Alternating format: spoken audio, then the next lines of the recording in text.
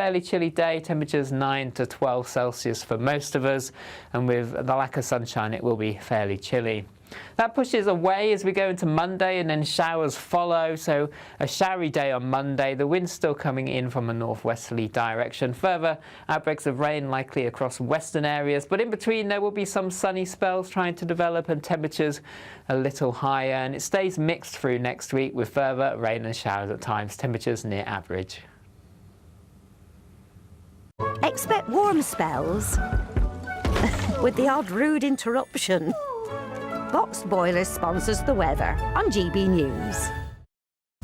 Yes, breaking tonight, the Daily Express are saying that 90% of councils will be housing migrants by the end of the year. That is shocking. 66,000 people need to be housed up and down the country, but many British people are spending and waiting over a decade for a council home. Do you think British people are being shoved to the back of the queue? And is a new class war about to start? Rachel Reeves is digging out some more tax plans, and trust me, it's not good. We'll be digging into all of that and everything in the news for tomorrow. Stay tuned. I'll see you in a tick. It's the final week to see how you can become our biggest winner this year. First, you could be driving away with this brand new Benamar Primera motorhome. This luxury vehicle comfortably sleeps four, has its own fitted kitchen and bathroom areas, and comes complete with fitted awning and bicycle rack. And that's not all, as we'll also give you a whopping £30,000 in tax-free cash to spend however you like. For another chance to win, text WIN to 63225. One entry costs £2.50 plus one standard network rate message, or text BONUS to 63225. 5 entries cost £5 plus one standard network rate message. Go to gbnews.com/win. Entries start at £2.50. Call 0903 686 3232. Calls cost £2.50 plus your network access charge. Or post your name and number to GB16 PO Box 8690 Derby DE1 9TT. UK only. Entrance must be 18 or over. Lines close at 4 p.m. on the 31st of October. Please check the closing time if listening or watching on demand. Mornings don't have to be tiresome, especially if you have the right company.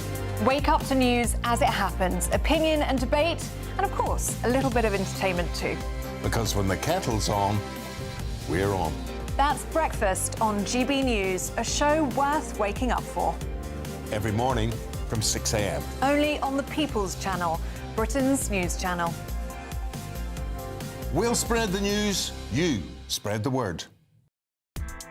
Join me, Nana Akweer, for an informative, interactive news programme with a difference. It's fun. No, he didn't say that, Dave. I'm so surprised. I think there's an element of truth to that. Join me from 3 p.m. every weekend, only on GB News, Britain's news channel. Decisions made in Washington aren't just shaping America, they're shaping Britain too. From migration to global security, from crime to health. Whatever happens in the White House today will be felt in your town or city tomorrow. That's why The Late Show is live from Washington, D.C. Cutting through the politics to show you what it all means for Britain. The Late Show live every night at midnight. Only on GB News, Britain's news channel. In the GB newsroom, we bring you the news as it happens. With our team of dedicated journalists across the UK, we're ready to keep you up to date with what's happening every half an hour, every single day. Bulletins here on GB News, the People's Channel, Britain's news channel. Britain deserves a newsroom that puts the facts and your voice first. Well, and that's what you get on GB News. Lively debates, lively conversation. And we're not afraid to hold power to account. And each other. So join me, Andrew Pierce. And me, Miriam Gates, for Britain's Newsroom, weekdays from 9:30 on GB News.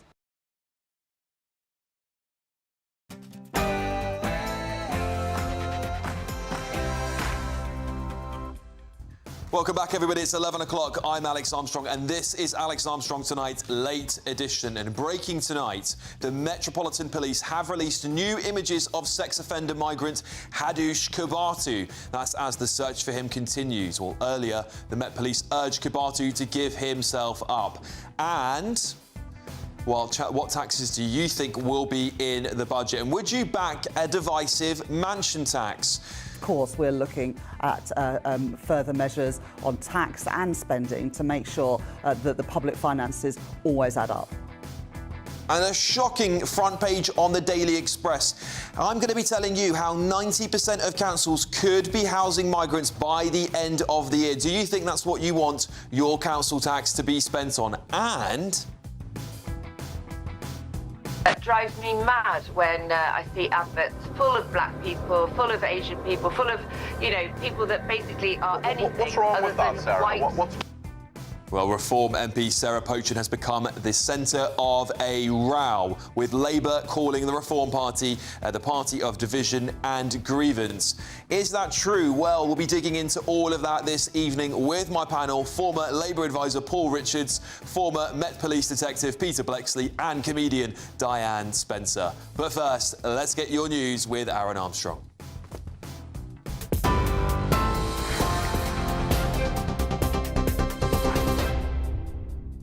Very good evening to Aaron Armstrong here in the GB newsroom. We start with breaking news. A missing migrant sex offender who remains at large was last seen just before 8 p.m. in the Dalston area of East London last night. The Met Police has released new images of Hadush Kibatu in Hackney, which shows him still wearing a prison-issue grey tracksuit, but carrying his belongings in a distinct white bag with pictures of avocados on it. The Ethiopian boarded a train from Chelmsford to Stratford yesterday afternoon after being mistakenly released from prison. Prison sources say he was directed to the station by staff and seemed to be confused by his release. Met Police Commander James Conway has urged Kibatu to hand himself in and is appealing to the public for assistance.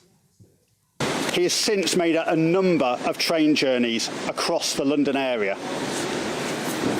We believe he has access to funds, and critically, in both Chelmsford and London, we believe he has sought assistance from members of the public and has spoken to station staff. If you have had any direct contact with him or are currently providing him with assistance, we are very keen to hear from you. Lucy Powell says Labour must be bolder, and she's urged the party to mount a fiercer fight against Reform UK. She beat Education Secretary Bridget Phillipson to be elected Deputy Leader of the Labour Party just weeks after being sacked from Sir Keir Starmer's cabinet. She replaces Angela Rayner, who stepped down over her tax affairs last month. The MP for Manchester Central says she'll try to wrestle back the political megaphone from Nigel Farage. People feel that this government is not being bold enough in delivering the kind of change we promised. I'll be a champion for our Labour values and boldness in everything we do. And I know that you, Keir, as our leader, you want that too, and I will be your ally in that fight. It starts with us wrestling back the political megaphone and setting the agenda more strongly. Because let's be honest, we've let Farage and his ilk run away with it. The Metropolitan Police says it's reviewing 9,000 cases of child sexual exploitation over a 15-year period to 2015. The force is to reinvestigate cases which do not fit the common understanding of a grooming gang. It follows a national review into group-based child sexual exploitation in June, which found it was more organised, widespread and underreported than previously acknowledged. British Airways has paused its sponsorship of the Louis Theroux podcast following an interview with Bob Vylan's frontman. A warning, some viewers may find the following footage offensive. Bobby Vylan, also known as Pascal Robinson Foster, said he did not regret leading chants of death to the IDF during their live stream performance at Glastonbury Festival. In fact, he said he would do it again tomorrow, twice on Sundays. BA says the content clearly breaches its sponsorship policy in relation to politically sensitive or controversial subject matter. And the independent candidate Catherine Connolly has been declared the 10th President of Ireland after a landslide election victory. I hereby declare Catherine Connolly elected to the office of President of Ireland. She won 63% of the vote, more than double that of the government candidate Heather Humphreys, who already had conceded to her rival. The 68-year-old, who was backed by an alliance of left-wing opposition parties, enjoyed the support of many younger voters. She'll replace Michael D. Higgins, who has held the largely ceremonial role since 2011, and she's vowed to be a voice for peace during a presidency which runs for 7 years. I will be an inclusive president for all of you, and I regard it as an absolute honour, the vote I have been given, and I will represent you nationally and internationally to the best of my ability and as professionally and as humanely as possible. Well, those are your headlines. That's it for the moment. Now, back to Alex.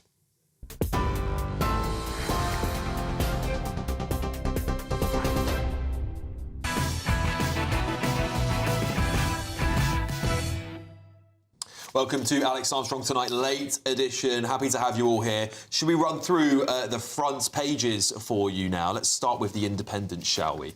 The Independent is saying, mistakenly released migrant sex offender returned to prison reception. Get this, up to 5 times. That is shocking. They're also mentioning on the front page there, Reeves faces pressure to increase income tax for highest earners. We'll talk about that too. And the Mail on Sunday.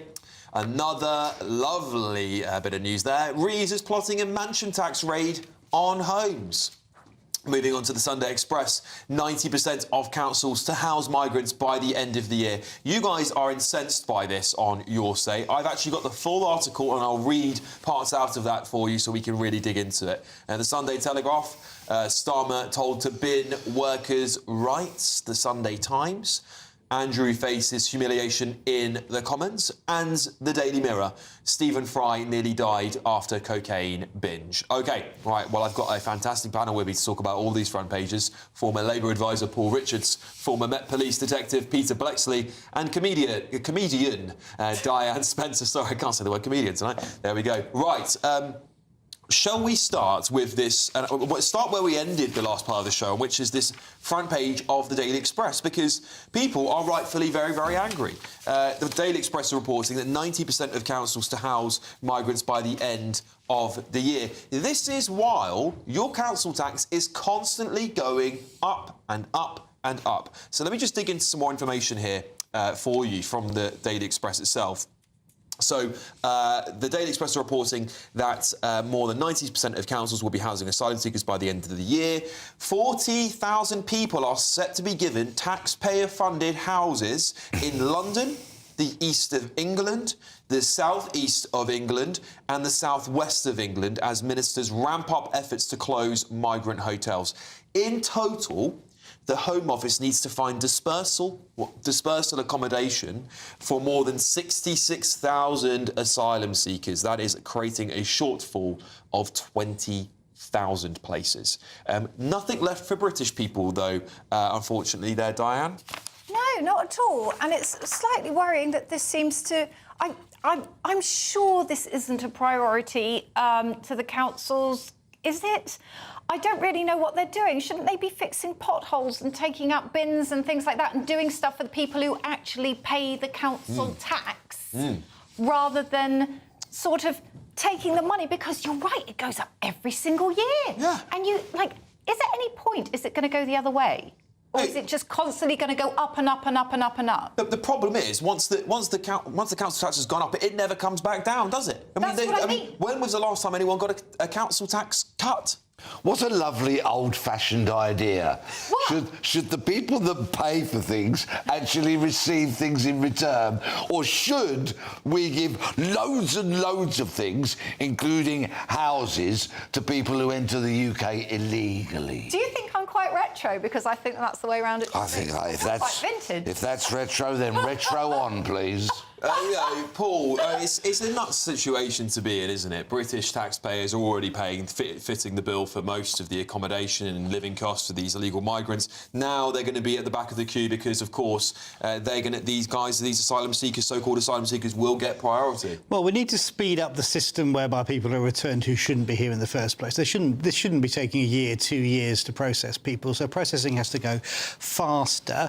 I think it's right to close the hotels. We've seen them as flashpoints. We've seen the disquiet concerns people have had with those in local areas. So closing the hotels is the right policy. It'll take time, but it's the right thing to do. The question then is it correct then to do this dispersal policy? The Home Office obviously feels that it does mean that. But in dispersal policy, where is other parts of England? Where is Wales? Where is Northern Ireland? Where is Scotland? Why is it certain parts that are facing this dispersal, do you think? Well, Sorry to... I have a query as well, because surely all the council housing is in clusters. So surely you're going to actually have clusters. Well, that's a really good point, because what the people that are... The places these people are going to be going is often into the private rented sector, where private landlords are doing deals with the Home Office, very lucrative deals often, to house migrants, just like the hoteliers did for all those years. And some of them, became millionaires out of a system whereby they would house migrants in hotels, often not particularly good hotels that couldn't fill their rooms in any other way. Pure profiteering, by the way. And I just wonder if we can't go after some of that profit and claw some of it back, because I don't think they should be driving around in expensive cars off the back of this illegal trade and people's misery. Let's have another old-fashioned retro idea, shall we, if we may? Seeing as we're reminiscing, illegal immigrants, boot them out. Yep. How's that? Yeah, I think you're totally right. I mean, we're going after the private landlords who've done it, and I don't think they should do it. I mean, if I was a private landlord, I wouldn't be giving my accommodation up to house illegal migrants. I'd want the British people to be getting my housing first. But obviously, we don't all think the same, do we? The problem is that actually what we should be doing is exactly what Peter just said. We can avoid this whole mess and save, another 40,000 houses, 60,000 houses going to illegal migrants, if we just got rid of them. I mean, what a novel idea. And I think about the younger generation. I think about the next generation of British people who are, they're coming out of college, they're coming out of school, and they're going to want to be independent, and those houses are not going to be available to them because these gangs have brought people over on boats, and suddenly they're going to get the houses that should go to the children, our next generation. Right, yeah, I totally agree. I mean, we'll dig more into this article and see if I can bring you some more information about potentially where they might exactly be going. So stay tuned, I'll see what I can do there. But I want to give you this inside story here, because your former MP, Sarah Pochin, is at the centre of a storm, particularly on social media, after saying it drove her mad seeing adverts full of black and Asian people. Well, Ms Pochin has apologised, saying my comments on a Talk TV phone-in earlier today were phrased poorly, and I unreservedly apologise for any offence caused, which was not my intention. The point I was making is that many British TV adverts have gone DEI mad and are now unrepresentative of British society as a whole. Now, here is what Labour had to say about the row. It drives me mad when I see adverts full of black people, full of Asian people, full of, people that basically are anything What's wrong other with that, than Sarah? white. And that is what we're up against on the right of politics. A politics of division and grievance that wants to take this great country to a very dark place. Well, what do you make of that, Diane? What do you make of the whole row that's blowing up? I think it's very interesting because I work in adverts, and I'm an actor, and every so often when you get a brief through, it will say we want very diverse casting, and then they will list every single race but mine, and I kind of go, oh, but I still submit my tape, and I can see I think she phrased it horrendously badly. And she has admitted she has phrased this horrendously badly. She's trying to raise the issue of, well, is this representative? But at the end of the day, it's private companies. They can choose who they want to represent their product. That's entirely up to them.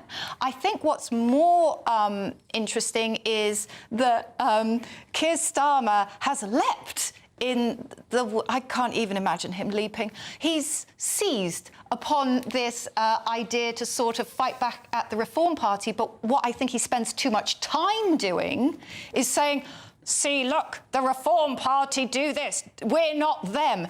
Don't spend too long saying you're not somebody else, because then I will start asking, well, what are you, dear? Yeah, that's very true. Paul, what do you make of it all? Well, I mean, Diane has identified the issue here, which is individual advertising companies will make these adverts and then they will buy the space from the broadcasters to put them on. So it's not the broadcasting companies saying 80% of these people must be from an ethnic minority. It's each product deciding that's a good thing. But the aggregation then across an ad break is that it looks like somehow, every second person in an advert is non-white. So you can't have quotas, can you? I don't think you should say, well, actually, there's too many black people, we should have only 50%. It's just the way the system seems to work. And don't forget, advertisers only do things that make them money. So they obviously think it works to sell their products, whatever those products might be, to show a diverse population.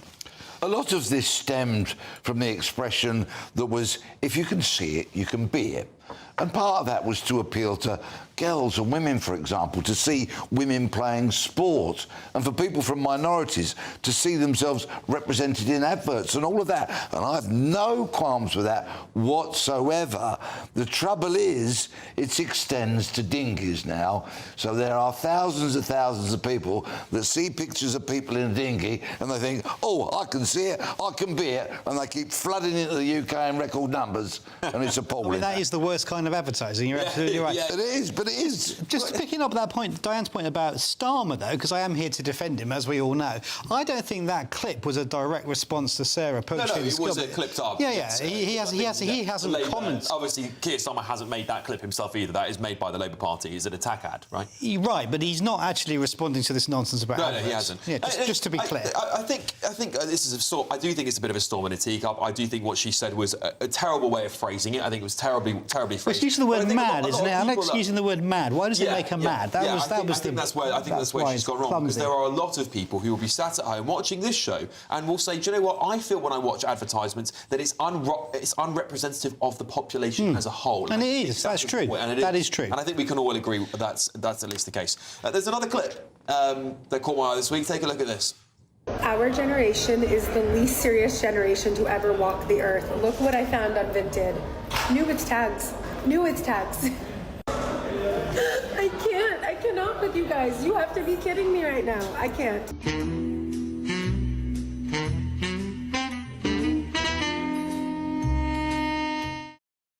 If you weren't sure what that was, there's the young... Diane's lost over here. The younger generation are quite clever. They've mocked up the jewels stolen from the Louvre, and they are trying to sell them on eBay. Basically, fake versions I of them. saw a great video where a guy was doing a get ready with me video, and he was going, OK, get ready with me, I'm going to rob the Louvre. So I'm drinking, and he was like doing his whole look for how he was going to rob the Louvre. Yeah. I loved it. Yeah, it's great. They're a very inventive generation, very creative, aren't they? Honestly, the things they can do on social media is just insane. How do you think we've not found the robbers, by the way, Peter?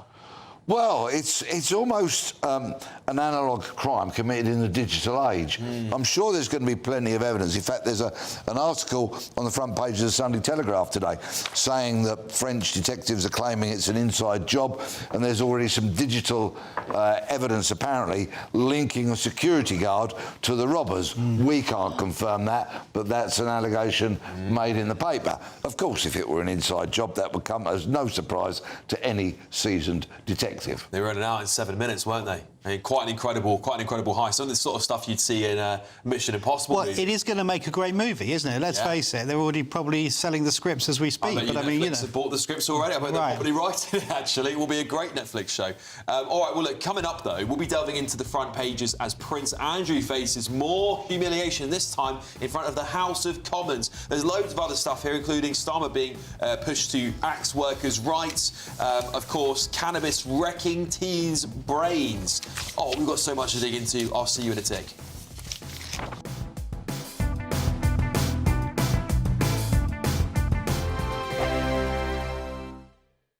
Exciting news. Every Friday, my Patrick Christie's Tonight Show is going to have a twist to it. We're welcoming some special guests. You. That's right, on Fridays I'm going to be doing my show in front of a live studio audience, because this show is about you and what you have to say. It's going to be the same big debates, same big topics, same big opinions. But every Friday night at 9 p.m, you are invited to come on down to Patrick Christie's Tonight to be a part of the action. Only on GB News, the People's Channel, Britain's news channel. Good afternoon, Britain. Weekdays from midday. We do have problems in the UK at the moment, but I will say I don't think it's all doom and gloom. We have great safety nets here, strict protections to protect and help children. We have free education ranking 4th in the world for universities as well. Free NHS, dodgy as it may be sometimes. And we also have a lot of culture, history, and green spaces, which I think is really important. 74% of children said that they can walk to a park or green space near them. So I don't think it's all that bad, but I do think we have lost our sense of community, and that's something that we need to work on. Why do you think it is that so many fewer people are having children now? I mean, the birthing, the sort of fertility crisis that this country has entered into, to be fair, matching basically all of the developed world, fewer and fewer people are having children. I don't think it's just about the money. I think there's actually a huge social media rise of child-free influencers. I don't know if you've seen any of these, but they're just very anti-children. They call them dinks. Have you heard of dinks? Double income, no kids. Oh, yeah. It's very interesting. And I think it's, you know, we look at somewhere like Somalia, where they have around average 5 children per family. They have virtually no benefit system, no pension system. Their children are their pension. And so I think in the UK, maybe we have too many options. People, I'm not saying it's all avocado on toast, but I think people are just really not seeing it as a popular option. GB News, the People's Channel. Hi, I'm Michelle Dewberry, and my show is your opportunity to cut through all the noise and dive in headfirst to some robust debates. Ideas clash. Situation, isn't it? No, because the failure is you're deliberately avoiding my point. Nothing's held back. And if you think this is the end of it, wait for more. And we do not shy away from the difficult stuff. Sometimes I want to shake people and say, if only you understood. So join me on Jubes & Co. weeknights at 6 p.m. only on GB News, Britain's news channel.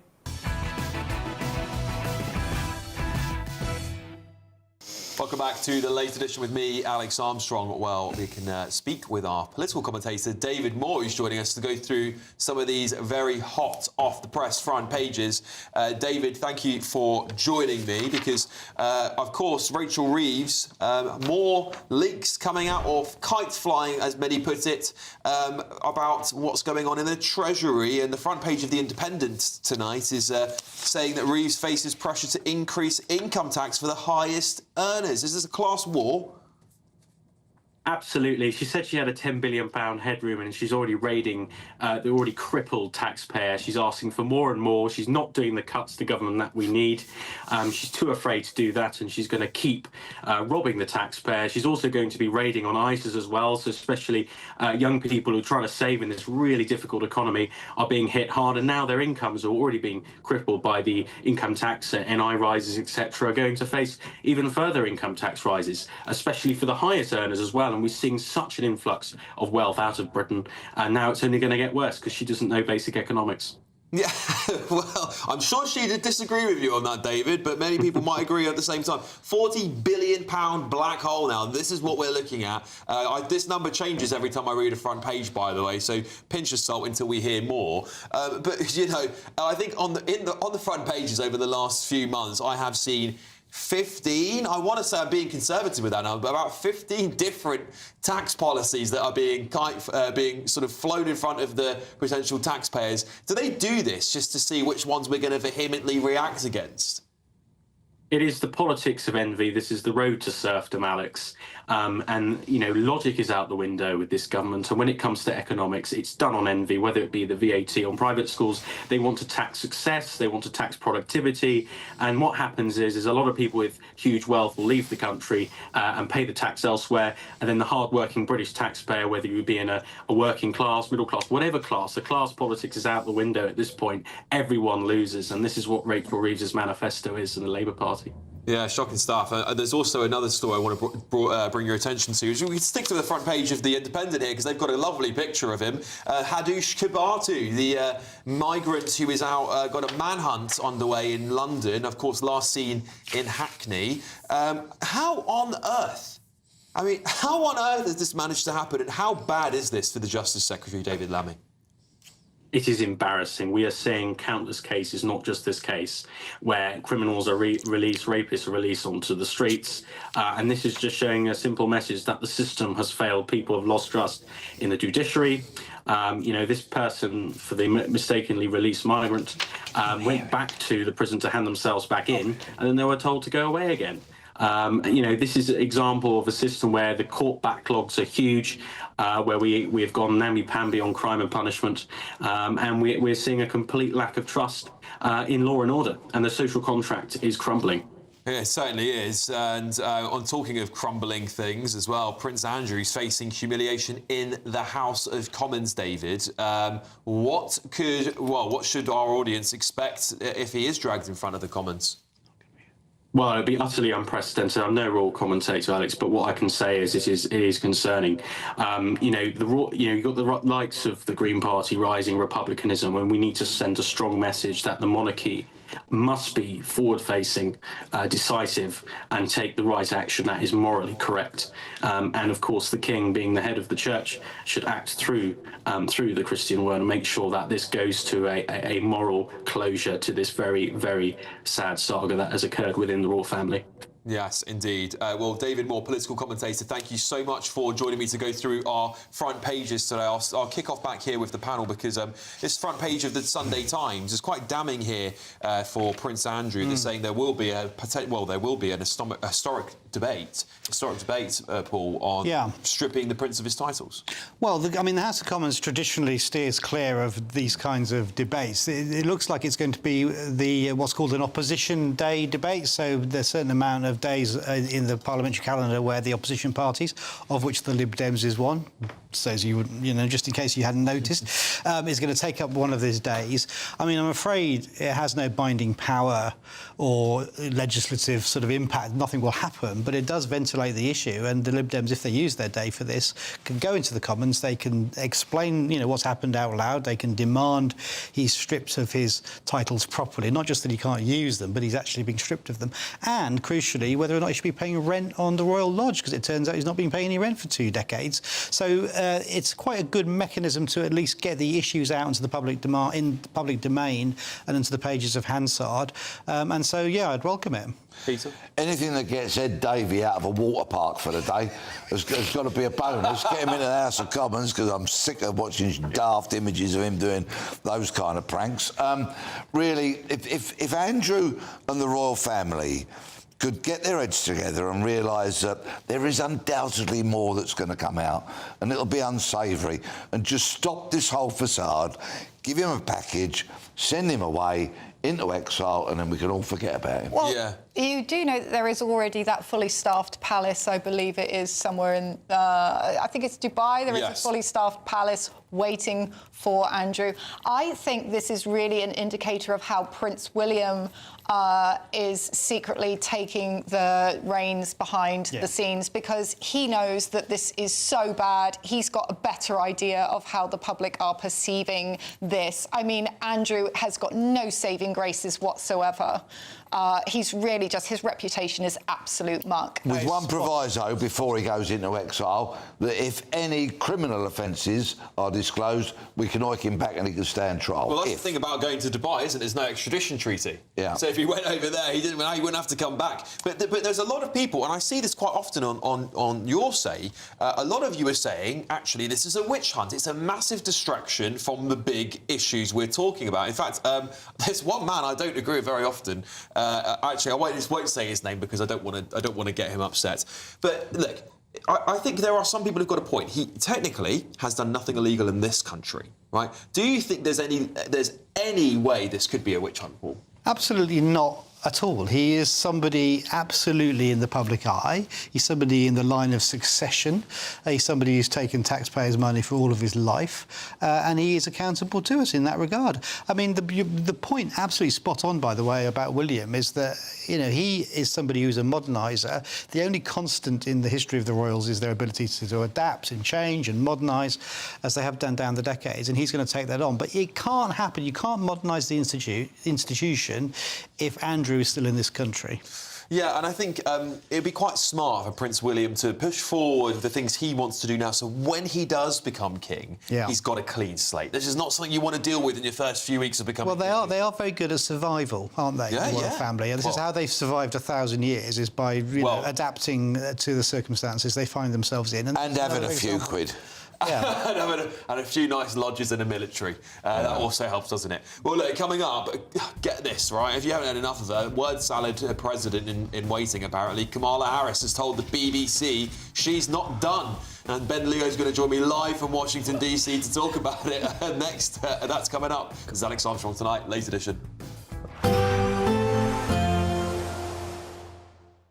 Ready to soak up that holiday sunshine? Won't we need some cover? No worries. All sorted. All Clear Travel Insurance sponsors GBNews Travel Destinations Forecast. It's the start of half-term for many of us, but I'm afraid there's showers and some longer spells of rain in the forecast, particularly across parts of Iberia and southeastern Europe.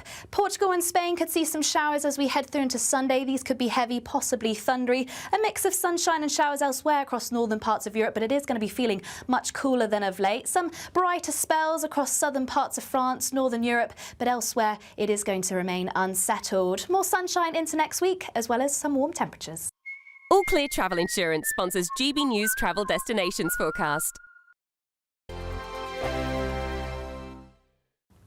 Hello there, welcome to your latest GB News weather forecast. It's been chilly for many of us today, a cold northerly wind, and it generally stays that way tonight. And then we see cloud and rain moving in from the northwest through tomorrow. Looking at the bigger picture, low pressure sat to our east, high pressure to our west, a northerly flow bringing frequent showers to many of us. This evening, we can see them pushing southwards across England and Wales, clearing skies though behind it. So it turns quite chilly across central and northern parts of the UK overnight, but blustery around the coasts with further showers. Temperatures here 4 or 5 Celsius, but getting close to freezing in the countryside across northern England, southern Scotland, where the winds will be lightest. But it does mean a bright start, particularly across England and Wales first thing, but Scotland seeing the cloud move in as the weather system approaches in the west, outbreaks of patchy rain, showers still on a brisk northerly flow down the eastern side of Scotland, clouding over across Northern Ireland, Sunday morning rain arriving here, showers still for western parts of Wales and England, but central and eastern parts of England a chilly but sunny start to the day, any frost patches soon clearing. And then slowly through the morning, we'll see the cloud and rain push its way slowly southeastwards, introducing the rain into the Midlands by lunchtime. Southeast England holding on to the sunshine for longest, but clouding over here through the afternoon and patchy rain arriving later. The wind still coming in from the northwest, so fairly chilly day, temperatures 9 to 12 Celsius for most of us. And with the lack of sunshine, it will be fairly chilly. That pushes away as we go into Monday, and then showers follow, so a showery day on Monday. The wind's still coming in from a northwesterly direction. Further outbreaks of rain likely across western areas, but in between there will be some sunny spells trying to develop and temperatures a little higher, and it stays mixed through next week with further rain and showers at times, temperatures near average. Mornings don't have to be tiresome, especially if you have the right company. Wake up to news as it happens, opinion and debate, and of course, a little bit of entertainment too. Because when the kettle's on, we're on. That's Breakfast on GB News, a show worth waking up for. Every morning from 6 a.m. Only on the People's Channel, Britain's news channel. We'll spread the news, you spread the word. Westminster's full of talk, but out here, it's the real world. Am I allowed to talk now? No, that's it. This is where it matters, real people and real lives. That's what politics is all about. The fact is Trump made a good start, no. Straight answers, no spin, and just a couple of pints. How many fingers have I got up? About 10. So join me for Lee Anderson's Real World every Friday at 7 p.m. only on GB News. The People's Channel, Britain's news channel.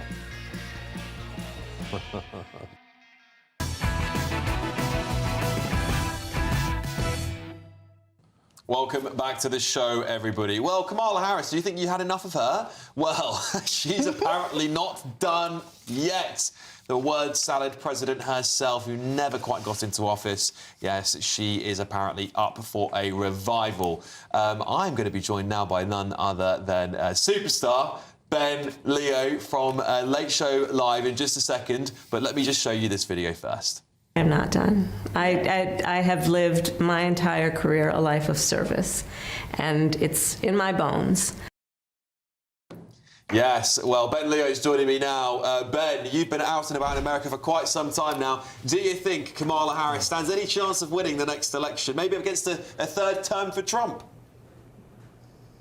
No, no, and no is the answer to that. I went onto the streets of DC today to ask the natives what they thought of Kamala's hopes. By the way, her odds are lower than Dwayne "The Rock" Johnson, of course, the former WWE wrestler, the actor. But she said, the BBC put that to her. They said, look, Kamala, you're behind Dwayne Johnson in the polls. And she said, well, I don't believe in polls. I've never taken note of them. Well, maybe she should have taken note of polls during the election last year, because she could have changed course, could have changed tack, but because she ignored the polls, she got rinsed in the Electoral College, she got rinsed on the popular vote. They lost the House, they lost the Senate, and they lost the goodwill of Democrat voters everywhere. So she's got no chance in hell. Come on, there's plenty of other Democrats who could be running for the top job, not least Gavin Newsom as well. So, yeah, I don't know what she's been drinking. I know she's partial to a little booze during the day, but maybe she's been having too much of it, Alex.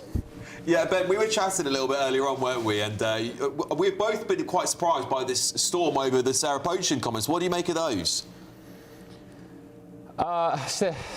It's so exhausting, all this apologising and explaining. She was very clumsy in making what would have been a good point, which is basically over-representation in the advertising industry. She said it in a way which allowed, pretty much opened the door for the left to pounce on, take the snippet of the quote without revealing the full quote and being disingenuous with what she meant, and she kind of gave them an own goal. And in my view, by doing that and by apologising afterwards, you're kind of making the original sin worse, because you're just giving attention to it. If you remember Robert Jenrick with the comments, the leaked audio about the Birmingham situation, about the demographics in Birmingham, he didn't apologise. He explained his position and just cracked on. But I think just by apologising, the left, these people on the left, they are not in it for good, gracious reasons. If you apologise, they'll pounce on it. They'll reject your apology anyway, just like we saw with Christian Calgi and Zara Sultana, and they'll throw it back on your face and use it to attack you with. So I just think, look, it's always nice to apologise when you've done something wrong or when you've made a mistake or misspoken, of course, but the rules have changed. The left changed the rules. They don't accept apologies in good nature anymore. So what's the point? Just don't bother. Yeah, it does seem to be that way, Ben. I see that quite often when there's all these apologies. They just jump on it, don't they? They just turn it into a political storm, and then when you try to have a life afterwards, they still go after you even then. Ben, what else is coming up on your show? There are big fears, or at least concerns, from some cohorts in the United States that America's about to invade Venezuela and go to war with the Venezuelans, because, of course, the Trump administration has been blowing up narco-terrorist boats, zooming across the Caribbean Sea full of cocaine and fentanyl, although there is an argument from some on the left that, how do we know that these boats have drugs on board? Well, I mean, the big slabs of white powder wrapped in cling film are a good clue. But the argument is that the US, this is from the left, this is what they're saying, that the US is blowing up these boats to try and concoct an excuse to launch a land invasion in Venezuela, get rid of the dictator Nicolas Maduro, who Donald Trump has been calling a thug and a very bad guy in recent days, and basically overthrow the government and take their oil. Again, this is the argument of the left. I don't buy it. Nicolas Maduro has been on the record yesterday, did a press conference saying he doesn't speak very good English, but the words he could say were, no war, peace, peace, peace, no war, no war. Well, Trump, meanwhile, in the last couple of weeks has said that Venezuela better not F around with the United States. So it's all ramping up. The boats are still being blown up. The narco-terrorists are being evaporated into red mist. And, yeah, the concern is from the left that the US may launch a ground invasion in Venezuela. Wow, I mean, that would be quite a turn of events, Ben. Maybe the peace Nobel Peace Prize might be off the cards next year if he does that. But I think there's a lot of Americans who are sick to death of this constant. I mean, I've seen the scenes of fentanyl on the streets. It turns entire towns into zombies, like things you'd watch on a TV show. And so I kind of understand the feeling. And actually, I have seen broad support from sensible-minded Democrats going, quite glad he's cracking down on all this stuff. Yeah, so the situation is that in previous administrations, yesteryear, they would intercept these boats, they'd jump on board, they'd put them through the courts and so on, and then maybe they'd serve some time. And all that happens is the drug traffickers would end up going back to South America and getting back in the game. Pete Hegseth, the Secretary of War here in the Trump administration, made the point yesterday or the day before saying, look, first of all, we are preventing 300,000 deaths a year from fentanyl in the United States, so we're saving many, many lives doing this. Second of all, we are getting into the minds of these drug traffickers in South America, in Venezuela. We're changing their psychology. Who's going to want to sign up to do a drug run on one of these boats, knowing that there are US drones hovering above the Caribbean Sea, launching Hellfire missiles down on these boats? They're $150,000 a pop, these missiles. And it's a damn sight cheaper than intercepting them, dragging them through the courts and letting them loose again. So that's the argument. But the left are saying, look, we still need due process. We still don't know for sure whether these people are drug traffickers. But I said to a guy we had on the panel last night, Eric Ham, who's a Democrat strategist, or a political analyst at least, he's of the left persuasion, he was saying, we don't know for sure whether these people are drug traffickers. But I was like, look, who do you trust? The Nicolas Maduro and the dictators and the thugs and the drug traffickers in South America, or do you trust your own country, your own president, your own intelligence communities who are telling you, as the American people, these are drug traffickers. We are treating them the same as Al-Qaeda and ISIS. We're going after them. We're blowing them the hell out of the water before they even get a chance to come to American shores. We're saving lives. We're saving the workload of law enforcement in the United States, and we're serving the American people. So it's an interesting debate, and I don't see much reason why we shouldn't be blowing, well, the Americans shouldn't be blowing them out the water, especially if they've got the intel that indeed they are drug traffickers. Yeah, Ben, it's quite embarrassing to see America do so well on law and order and be so tough while we've got a illegal migrant sexual predator paedophile on the loose in London right now. That's the embarrassing state in which we're in. We've also got the front pages here plastered with different plans Rachel Reeves has to tax people even more money. So there we have it. And it sounds like you're doing a lot better over there, mate. Thanks for joining me. We'll see you again for the Late Show Live very, very shortly. Thank you, Ben, mate. Leo. Thank you. Let's go back to the panel here because of course, there's another interesting story here on the Sunday Times. I'd like to dig into this over the course of the next couple of bits here because the Sunday Times was saying, and there's a column here, and so I'm going to try and dig into this, that cannabis might be wrecking the brains of teenagers. Now, I'm seeing cannabis is becoming more and more of a prolific drug across the United Kingdom. You smell it quite often. I often smell it in many different parts of London. It's just become very normalised. The police don't really go and make arrests for it anymore. And there's lots of these reports now talking about the damaging impact of cannabis on young people. Diane, do we need to get tougher on drugs? We've got Trump over there blowing up narco boats, and over here we can't even stop people having a spliff. Or maybe it's just we're being too harsh on drugs. I think there's a rather big difference between a narco boat and the wafting strange cloud that hits you as you walk through the park. I think that I'm sort of half and half on the fence here because I know that there's a lot of medicinal benefits to the use of cannabis. However, I also know that there is obviously a criminal trade there that may fund all sorts of nefarious activities that I do not want happening. So I would like there to actually be more research into this. I don't know if necessarily a hard and fast rule is applicable right now. I will say, though, I would kind of hope that the police really, I'm sorry to say this, but when you look at this escaped sex offender, I really want the police to get their house in order, and I think that trying to prioritise cannabis right now is actually not a priority that we need. Sure. Peter?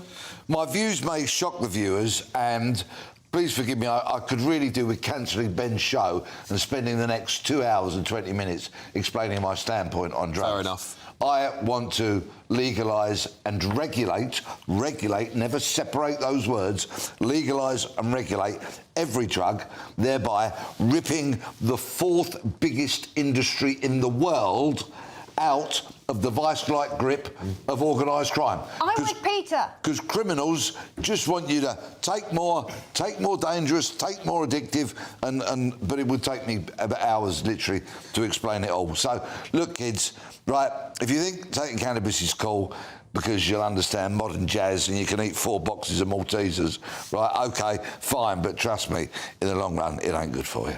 I can understand modern jazz without it, actually, by the way. There you go. I might go to Ronnie Scott's later. But You're the one. I think we do need the grown-up conversation that Peter's alluding to there, because we've got a situation where it basically has been decriminalised. As you say, you can smell it everywhere, not just in the cities, but anywhere and everywhere. It is the national hobby, and yet the money is going to organised crime. So it's funding a lot of very bad people, flogging this stuff to not just kids, but everybody. So it's been effectively decriminalised, but we're not taxing it, we're not regulating it, we don't know what's in it, and the bad guys are getting all of the cash. And the logic of that situation is... There isn't any. Right, the logic is you then do regulate, you do put it into shops, you do tax it, like they do in places like Holland and across America too, and you have to have that grown-up conversation. Now, the problem is, of course, no politician wants to say this out loud. Yeah. I'm going to get into trouble for saying it out loud now, you know, because it's just one of those things that says, oh, you're soft on drugs, soft on crime. Far from it. But we do need to have an adult conversation about it, because when we go out of the studio tonight, we will smell it on the air. People tonight watching this are going to be having a spliff. I knock on a lot of doors as a political campaigner.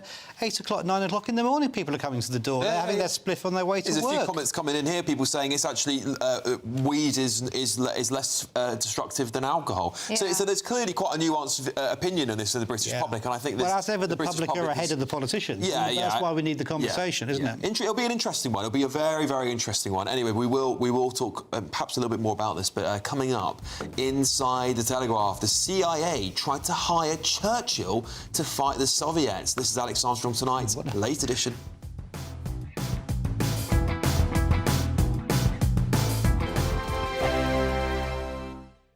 Britain deserves a newsroom that puts the facts and your voice first. Well, and that's what you get on GB News. Lively debates, lively conversation. And we're not afraid to hold power to account. And each other. So join me, Andrew Pierce. And me, Miriam Gates, for Britain's Newsroom, weekdays from 9:30 on GB News.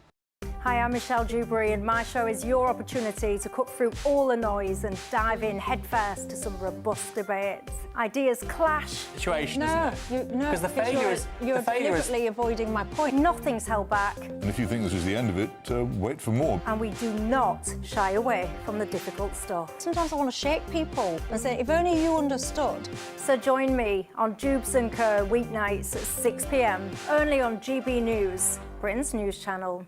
Westminster, the ultimate clique. And you're fighting like rats in a sack. But here on the Camilla Tominey Show, we ask the questions the establishment media is too scared to ask. OK, let me ask you a straight question, because I know you're a straight-talking politician. Whether it's net zero, illegal immigration or law and order, nothing is off limits. You had the power then. Yeah, as I and say, now you've lost it. That's the Camilla Tominey Show, a politics show that's fearless. But no, let me finish my question if you don't mind, because it is my show. Sundays at 9:30, only on GB News, the People's Channel, Britain's news channel. You want to know what's really going on in the corridors of power? Labour don't know what to do with you half the time, and that makes you quite lethal in the chamber. Get behind the headlines with Chopper's Political Podcast. Join me, Christopher Hope, as I sit down with the great and the good of British politics. We'll see where this ruling takes us. These are the stories shaping our nation. Chopper's Political Podcast, available now on all platforms. Listen in and stay ahead. Britain was once the envy of the world. But look around. A nation that no longer knows what it is or where it's going. A country that's broken. How do we fix Britain? How do we bring it back? Friday night with Matt Goodwin at 8 p.m, only on GB News. In the GB Newsroom, we bring you the news as it happens. With our team of dedicated journalists across the UK, we're ready to keep you up to date with what's happening every half an hour, every single day. Bulletins here on GB News, the People's Channel, Britain's news channel. Join me, Nana Akwe, for an informative, interactive news programme with a difference. It's fun. No, he didn't say that, though. I'm so surprised. I think there's an element of truth to that. Join me from 3 p.m. every weekend, only on GB News, Britain's news channel.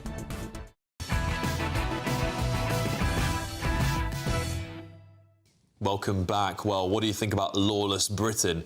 Apparently, violent Britain is costing us £33 billion a year. That is a claim by the Conservative Party. They say that treating victims, damage or loss of property and preventative measures, an analysis by the Conservative Party has found that will cost us £33 billion. The party's used official crime data to update a Home Office model which attempts to estimate its economic and social cost. What do you think of this, Paul? Because Rachel Reeves is on the front page of 2 national newspapers here and a couple of others in smaller pieces, trying to find ways to raise money. Do you think that we should just do a better job of cracking down on crime? Well, it's a bit rich from the Conservatives to start talking about crime. I think they've relinquished their moniker as the party of law and order some time ago. And in fact, if viewers are watching a bit earlier, Peter made the point, which I think I'm going to now echo, which was that Theresa May took 20,000 cops off the street. Now, that was to save money in the short term, right? Which it did. But the costs in the long term, where we are now, obviously massively outweigh that. Even when those coppers are replaced one for one, you're getting rid of experience and replacing it with new recruits, so you're not getting the same like for like. And of course it ends up costing society more to have high crime rates and not enough cops to do anything about it. So, yeah, one way to save money as a nation is to cut crime by putting more police out there. Peter? We are still paying the price for Theresa May cutting those 20,000 police officers and her stupid directive to almost obliterate stop and search and more. There was a tide of teenage bloodshed that flowed to the front door of number 10 Downing Street when she was in it. It was her fault. So, yeah, Paul's absolutely right. They're not the party of law and order. The whole criminal justice system is in a dreadful, dreadful state. Sadly, we're all in a bit more danger as a result of that, and somebody really needs to, as an overview, have an overview and get the criminal justice system fit for purpose once again. I totally agree with you there. Diane? I'm sorry, but I'm actually completely in agreement there. I really do think that the system is properly broken. When you have these ridiculous headlines, like the sex offender tried to hand himself in but was rejected, how does that happen? It's totally mental. It's totally insane. It really is. And I think when people talk about broken Britain and lawless Britain, I always do point out the Conservative Party's record on this. And a lot of people get very angry at me on your say and other places. But unfortunately, we have to say it as it is. We do. Otherwise, nobody learns. And then politicians get away with doing the same nonsense they always do, which is trying to cut things that actually are very critical, particularly when you're letting in hundreds of thousands, millions of people a year. You need more police, not less. Economics, even if it's not quite maths. Right, anyway, another story here for you. Train drivers are steaming ahead. They're apparently going to become one of the top best paid jobs in Britain after being handed that double-digit pay rise last year. Data from the ONS, the Office for National Statistics, shows that train drivers are on average paid more than head teachers, senior police officers and communications directors. That's because they train and tram drivers now earn an average of 76 grand a year, up from 63 grand a year last year. This places the profession in 8th out of 339 occupations, with comparable data up from 11th last year. Well, Paul. Good. The unions got what they wanted for a bunch of overpaid people, in my opinion. They're not overpaid. They are. They sit on their backsides. I travel on trains all the time. I mean, every week I'll be on a train somewhere, and I'm putting my life in the hands of somebody who is in charge of an awful lot of people driving up and down. Those jobs are unionised jobs, which is a good thing, but they're also people who have not gone to university. You don't even need qualifications to train. You know, it's people can come in from working class backgrounds into a well-paid job. Good. Peter? I'm sorry, but we'll probably never appear on this panel again because we've agreed on 2 subjects now, Paul. So that's it. We've just cut out. You know, driving 600 tonnes of steel with hundreds of people in it is a very highly skilled job. No, I just don't agree. I don't agree. I'm sorry, I'm going to have to be the dissenting voice on this one, because there are nurses, doctors, teachers who they should be well paid too, you know. Yeah, but we can't pay everyone millions and millions of pounds, well, not millions, but tens of thousands of pounds a year the same way we're paying train drivers. And I think this is the big travesty, is that we've constantly talked about the problem with the trains, and I think the privatisation of our rail network was a disaster, by the way. It pushed up prices, the service got worse. Tickets have been going up and the service hasn't got better. I think that is completely broken. I'm glad they're nationalising the railways. I don't know whether it will be much better. But Diane, do you think we should be paying train drivers as one of the top paid jobs in Britain? I mean, when you compare it to head teachers, now I used to be a secondary school teacher, and when you compare it to what a head teacher has to do as well, I've never been a train driver. I don't know what is involved in that. Yes, there is. I'd be interested to see how much a pilot gets paid. I would like to know more about this. It seems a lot, but you are right. They're in charge of a lot of people's lives and getting them to work on time. But yeah, but head teachers, I mean, they're in charge of the kids' future. I mean, I don't know, something feels a bit strange. I guess it's because we've had a lot of strikes. So, and you always feel weekends and late nights as well. They're so crucial. Yeah. OK, well, listen, we've got to leave it there, everybody, because coming up next, it's The Late Show Live with Ben, Leo. I'll be back tomorrow from 9 o'clock. But Ben, what's coming up on your show? Tonight on The Late Show Live, Lucy Powell is Labour's new deputy leader, but she criticised her dear boss Sir Keir Starmer 20-odd times in her speech. Is all well in the Labour camp? I fear not. This side of the pond, Kamala Harris reckons she can be the next US president in 2028. I'll have some of what she's drinking, please. Thank you very much.